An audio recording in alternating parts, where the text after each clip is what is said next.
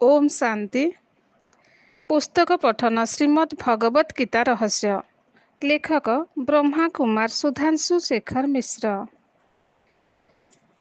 द्वितीय अध्याय सांख्य योग। जीवात्मा विभिन्न जन्मरे विभिन्न नाम और रूप ग्रहण करे। जीर्ण वस्त्र परित्याग करी व्यक्ति जेपरि नूतन वस्त्र ग्रहण करे, सेपरि आत्मा मध्य शरीर परिवर्तन करिथाए। शरीर बारंबार परिवर्तन हेउथिले मध्य ସେହି एक आत्मा पूर्व जन्मर व्यक्तित्व और संस्कार अनुसारे तार नूतन जन्म आरंभ करे। गोटिए वृत्तर आरंभ और समाप्ति बिंदु एक। जीवन मध्य एक वृत्त परि। मृत्यु परे जन्म, जन्म परे मृत्यु। एही जीवन वृत्त चक्राकार गति करुथाए। अविनाशी आत्मा विनाशी देह को निजर मन करुथिबारु तार स्मृति लोप पाए। तेणु से वर्तमान आश्रित शरीर को ही स्वयं बोली मन करे। किंतु जेउमाने तत्वदर्शी सेमाने शरीर परिवर्ते आत्मा को ही देखती। सेमाने जानती जे वर्तमान शरीर धारण करिथिबा जीवात्मा आगरु थिला ओ आगकु मध्य रहिबो। शरीर जड़, आत्मा एक चेतन सत्ता। जहा चित ताहा ही सत्य। जहा सत्य तार कौनसी कालरे अभाव हुए नहीं। जहा विनाशशील, परिवर्तनीय, अनित्य, क्षणभंगुर ताहा ही असत।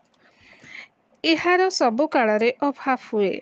एठारे अविनाशी, अप्रमेय, नित्य स्थित आत्मार आश्रित नश्वर शरीर को असत्र पर्यायवाची रूपे वर्णना कराଯାଇଛି।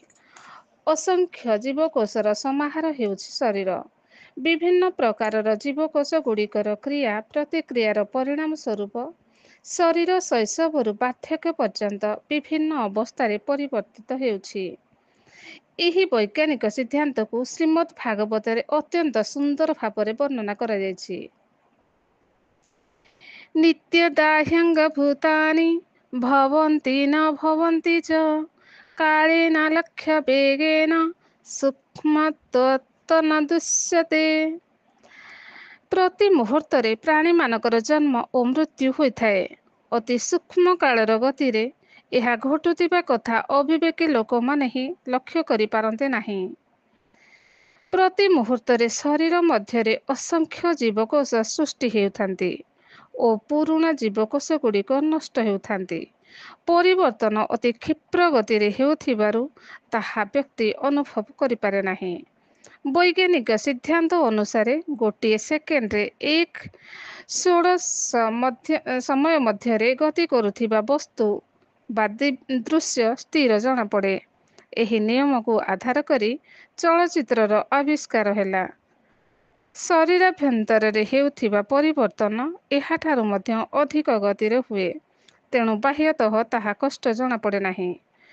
ଏହା ବ୍ୟତୀତ ଶରୀର ଜଡ଼ ପ୍ରକୃତିର ପଞ୍ଚଭୂତରେ ନିର୍ମିତ ହୋଇଥିବାରୁ ପ୍ରତି ମୁହୂର୍ତ୍ତରେ ବିନାଶ ଆଡ଼କୁ ଗତି କରୁଥାଏ। ଅଜ୍ଞାତ ବ୍ୟକ୍ତିମାନେ ଏହା ଜାଣିପାରନ୍ତି ନାହିଁ।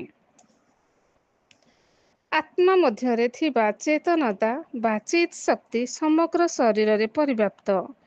କେହି କେହି ଆତ୍ମାକୁ ସମଗ୍ର ସଂସାର ଓ ଶରୀରରେ ପରିବ୍ୟାପ୍ତ ଓ ପରିପୂର୍ଣ୍ଣ ବୋଲି କୁହନ୍ତି। ଏହା ଯୁକ୍ତିଯୁକ୍ତ ମନେ ହୁଏ ନାହିଁ। ଆତ୍ମା ବାୟୁ ଓ ଆକାଶ ଭଳି ବ୍ୟାପକ ତତ୍ତ୍ୱ ନୁହେଁ। ଏକ ସୂକ୍ଷ୍ମାତି ସୂକ୍ଷ୍ମ ହେଲେ ମଧ୍ୟ ଏହାର ଏକ ନିର୍ଦ୍ଦିଷ୍ଟ ଆକାର ଅଛି। ଏହାର ଆକାର ବିଷୟରେ ଉପନିଷଦ କହେ, ବାଳକ୍ତସତଭାଗ୍ୟସ୍ୟ ସ ତଥା କଳ୍ପିତସ୍ୟ च ଭାଗೋ ଜୀବଃ ସ ବିଜ୍ଞେୟଃ ସ ଚାନୟନ୍ତ କଳ୍ପତେ।